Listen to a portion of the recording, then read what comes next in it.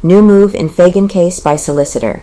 The Atlanta Georgian, Sunday, July 6, 1913. Dorsey will endeavor to force defense to disclose their documentary evidence. Act is counterstroke. Frank's attorneys said to have affidavits exonerating Frank and indicating Conley's guilt. A sensational turn in the Phagan murder mystery, according to one of the attorneys for the defense, will develop next week when Solicitor General Hugh M. Dorsey issues a subpena duces tecum on attorneys Luther Z. Rosser and Reuben Arnold, citing them to produce all the affidavits they have secured that bear on the crime.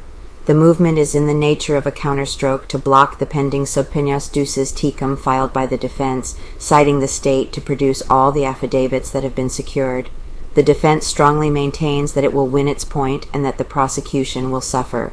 The attorneys say that the Constitution of the state clearly outlines the action of the court in such matters, that the defendant is entitled to be faced with all the evidence against him, while the prosecution will labor under the handicap that a defendant is innocent until he is proven guilty. Dorsey is silent.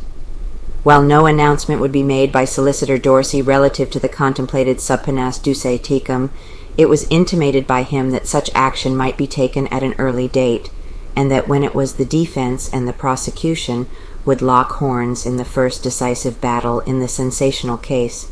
Affidavits that are sought by the defense are the three different sworn statements of the Negro, Jim Conley, the affidavit given by the Negro cook at the Frank home, Manola McKnight, the Formby affidavit, and the affidavit of Montine Stover, the girl who stated that she entered Frank's office at a time when he said he was there and found the office deserted.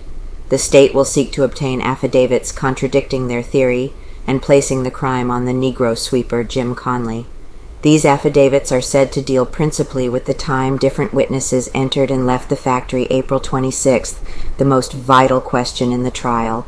Affidavits of defense.